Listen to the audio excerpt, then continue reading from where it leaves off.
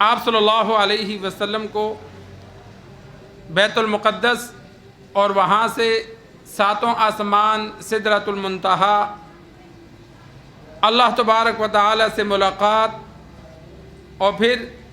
واپس بیت اللہ میں جبرائیل امین نے لا کر چھوڑا،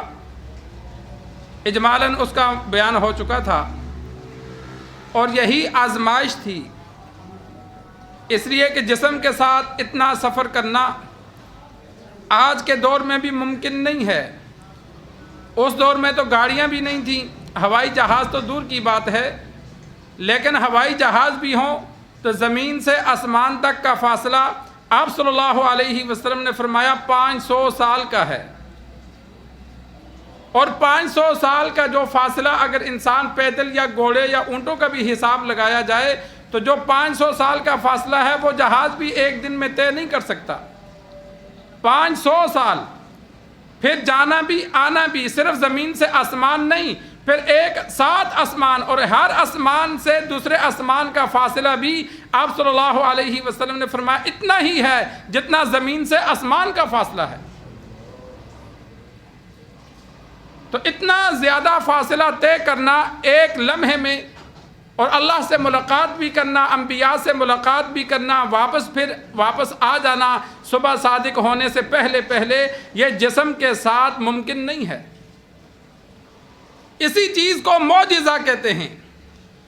کہ ایسا عمل، ایسا کام کہ جو عادتاً ممکن نہ ہو وہ کوئی انبیاء کے ہاتھوں سے سرزد ہو جائے تو وہ معجزہ ہوتا ہے کہ عام دنیا والے ایسا نہیں کر سکتے۔ اولیاء اللہ کے ہاتھوں ایسا کوئی عمل ہو جائے کہ جو دنیا والے نہ کر سکیں اسے کرامت کہتے ہیں، یعنی جو اسباب کے تحت جو کام نہیں ہو سکتا، عقل یا دنیاوی مشینیں وہ کام نہیں کر سکتی، لیکن ایک اللہ والے کے ہاتھوں وہ سرزد ہو جاتا ہے تو اسے کرامت کہا جاتا ہے۔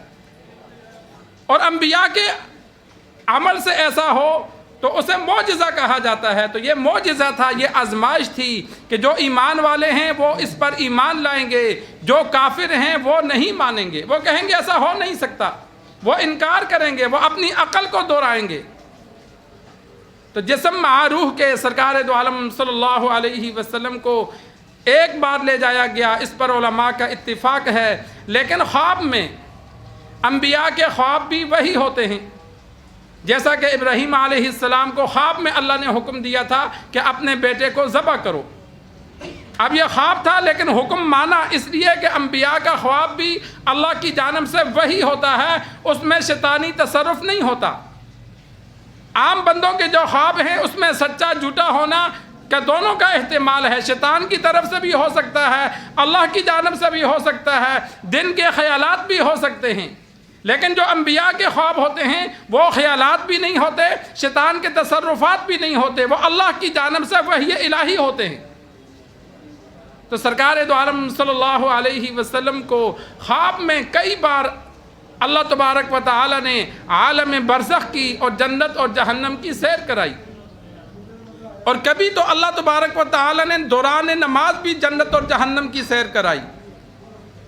آپ صلی اللہ علیہ وسلم سورج گرہن ہوا، نماز پڑھا رہے تھے، لمبی نماز پڑھائی، صحابہ فرماتے ہیں ہم نے آپ صلی اللہ علیہ وسلم کو دیکھا کہ نماز میں آگے بڑھے، پھر دیکھا کہ نماز میں پیچھے کو ہٹے، تو سرکار دو عالم صلی اللہ علیہ وسلم سے جب پوچھا تو آپ صلی اللہ علیہ وسلم نے فرمایا آج کے دن سب سے اچھی اور سب سے بری دونوں چیزیں اللہ نے مجھے دکھلائی۔ یہ سامنے دیوار میں اللہ تبارک و تعالی نے مجھے جنت بھی دکھلائی، جنت کے باغات دیکھے، انگور کے خوشے کو میں پکڑنے کے لیے آگے ہوا تھا، اگر میں پکڑ لیتا تو تم قیامت تک کھاتے رہتے۔ جنت کی نعمت دائمی ہے، وہ عارضی نہیں ہوتی۔ اور فرمایا میں نے جہنم کو بھی دیکھا، اس لیے میں پیچھے ہٹا۔ تو بسا اوقات دنیاوی آنکھوں سے آپ صلی اللہ علیہ وسلم کسی جگہ موجود ہوتے تو اللہ جنت اور جہنم کا نظارہ کرواتے، اور اس طرح بھی دیکھا کہ خواب میں اللہ تبارک و تعالی نے دنیا سے جانے کے بعد عالم برزخ اور آخرت جنت اور جہنم کی سیر کروائی۔ آپ صلی اللہ علیہ وسلم کا معمول تھا